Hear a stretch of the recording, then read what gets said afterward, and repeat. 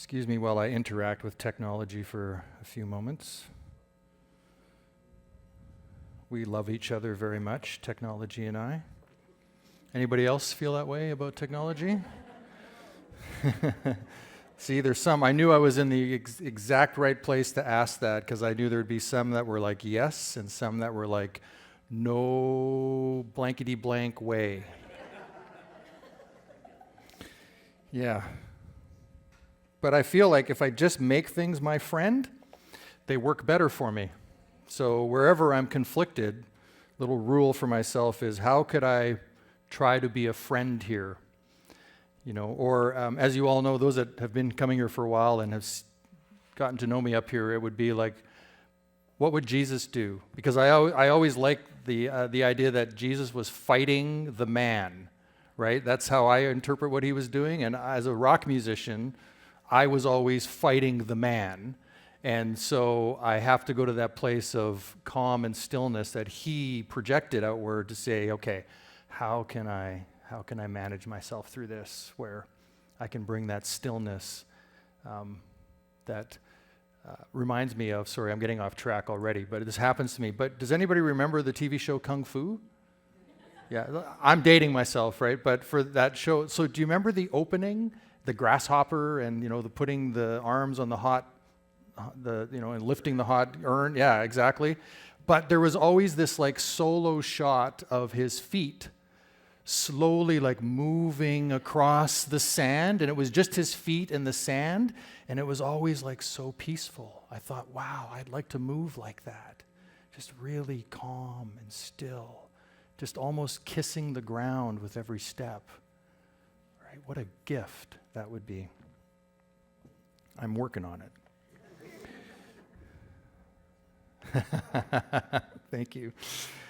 So today, honoring the life in you. Everything so far today has lined up for that. It's perfect. It's so beautiful. I spent this morning at 9:30. I gathered with an incredible group of humans that are here, our Grow team, and I'd invite all of our Grow team members to please stand because some drove from Victoria, some drove from the Comox Valley. We gathered this morning at Margaret's house.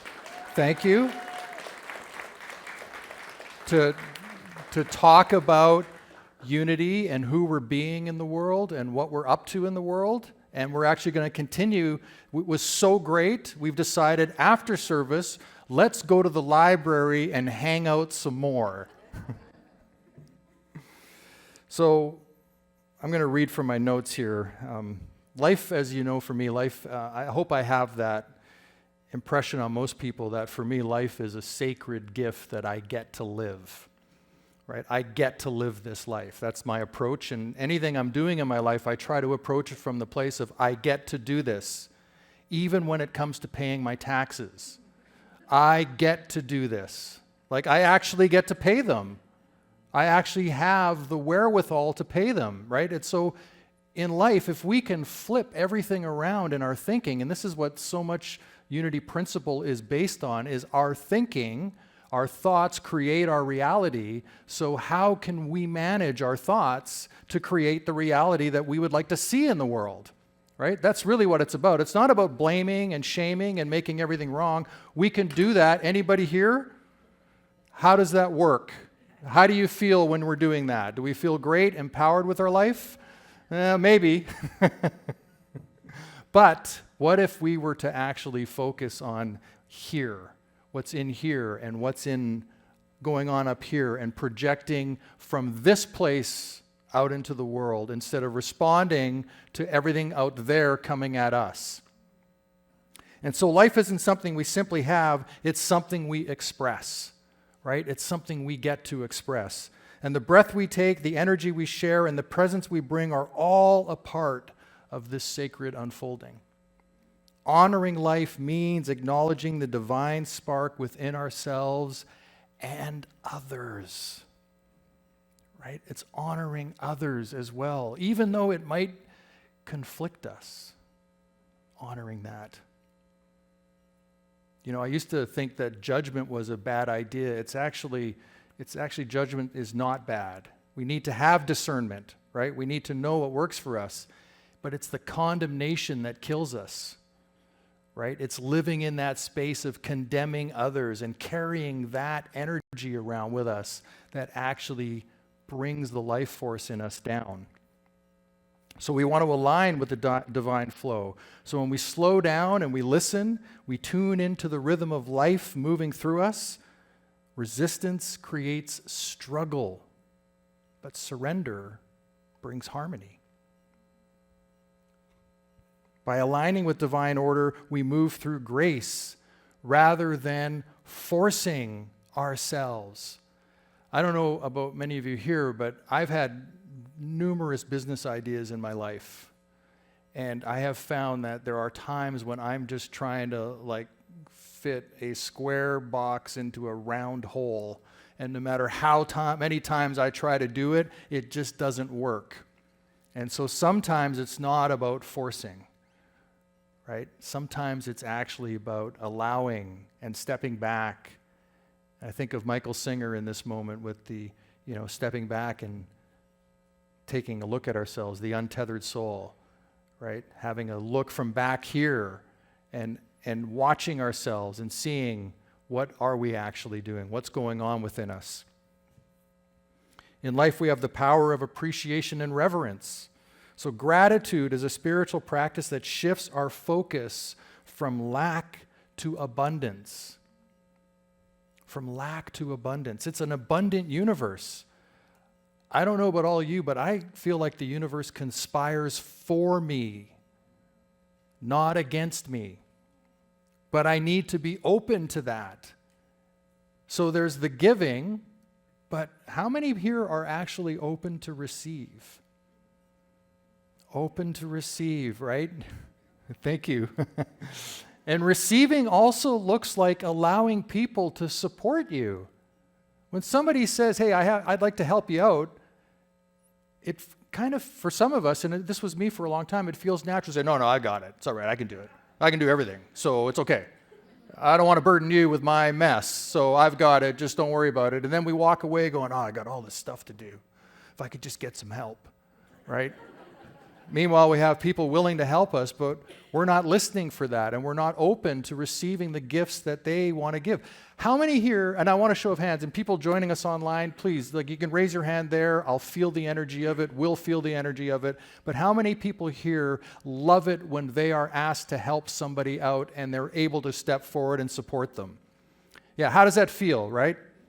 Right? So imagine that in your receiving, you're actually giving.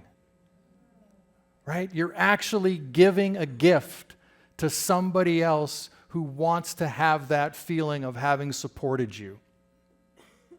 So let's open up our hearts to what's possible, to that abundant flow of life.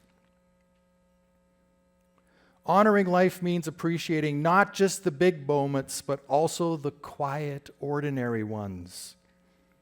This shows up in the reverence for self-care, in our one-on-one relationships. Nature, right? Going out into nature and just deepening our connection with the natural world around us. Anybody here go out into nature? Yeah. Yeah, we should be meeting outside. Let's go, everybody.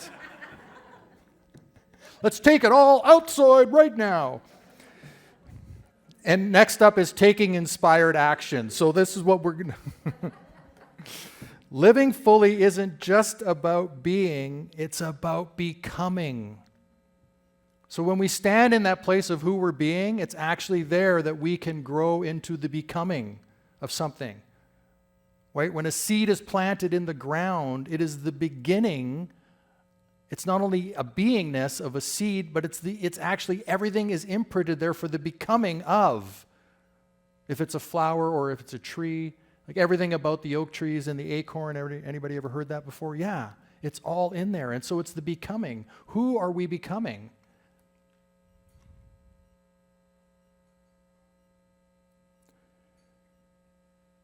And I'll ask you, what choices do you make that honor the life within you? What choices are you making that honor the life within you? Do you have time where you actually sit and reflect on that? where you're choosing powerfully for your life. Small intentional acts, whether it's movement, creativity, service, or stillness, affirm our aliveness. There's times when I'm playing my drums, when it's like rock and roll, thrash metal. I used to play in a thrash metal band with long hair and half the side of my head shaved on both sides.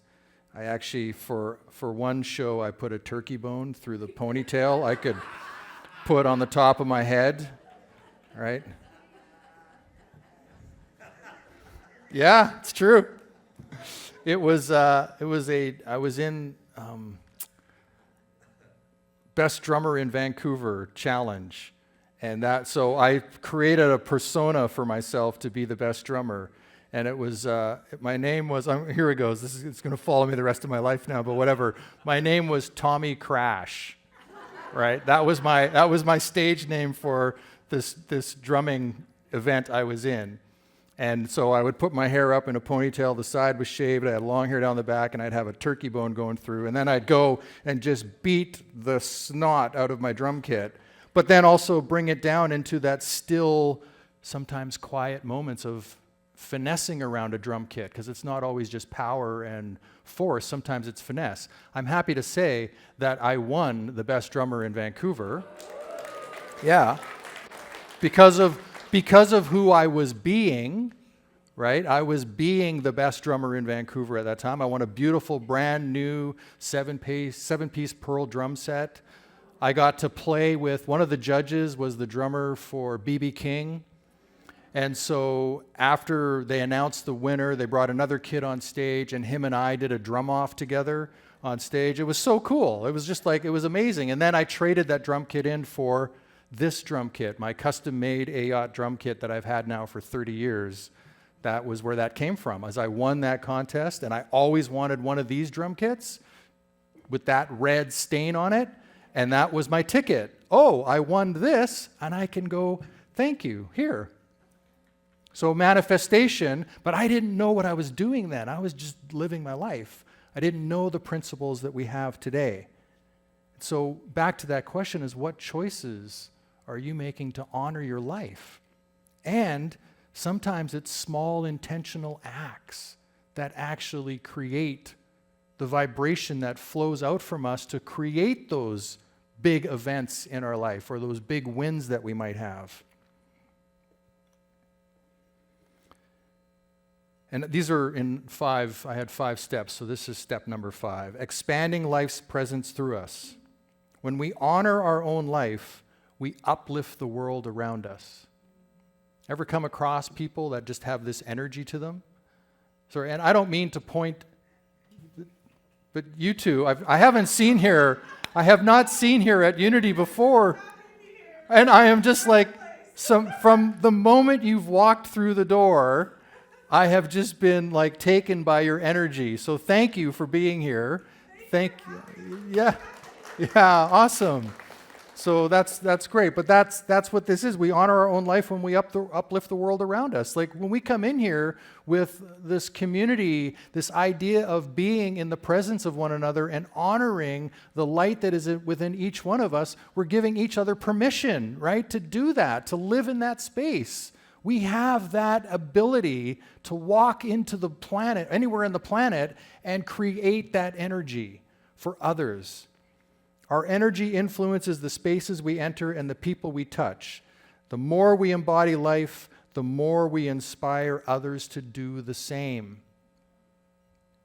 I think, just even Jerry coming in and Sylvia being here, sharing their gift, sharing the quiet moments of being able to just allow us all to sing together, whatever that looks like. This is what, to me, living can be if we're willing to open ourselves up. To not live in that, I got to keep it all here. I'm not allowed to be an expression of life. No. And if you're around people that don't allow you to express life, get new peeps. Change it up. Right? If they're not working for you, just, guys, this ain't working for me. I'm on to new folks. It's the way this is going to go. And we don't have to get mad at them. We don't have to make them wrong for it. It's just a realization that, you know what? This ain't working for me. It might be working for you, but it's not working for me. And it's my life. And I want to honor my life. And for me, a while ago, I said up here, and I don't know if you all remember, that for me, God is that life force within us. It's not some being out there weighing and measuring me and judging me. I went through all that as a kid, giving that up. That's not what that is. It's here. It's that source of life within each of us. And it's honoring it within me, and it's honoring it within each of you. And we can elevate that for one another. So I had to bring in some scripture today for this, because in Matthew 5:14-16, it says, "You are the light of the world. A town built on a hill cannot be hidden. Neither do people light a lamp and put it under a bowl. Instead, they put it on its stand, and it gives light to everyone in the house. In the same way, let your light shine before others, that they may see your good deeds and glorify your Father in heaven." So for me, my Father in heaven is that heaven is here right now. And that is that force of God within each of us. And I honor that by lighting up my life and sharing it with everybody as much as I can. And you do the same. Your being here is light for me to be light for you, to be light for me, to be light for you. It's the way it works. Right? It's a reciprocal thing. It's abundance working forward and backward and sideways and up and down. We are creating the space that we want to be in, that we want to live life in. And we're here to support one another in that. It's so amazing. It's like the best kept secret on the planet is what we're doing here. And I love all of you. I'm getting so emotional. It's such a gift that I get to do this.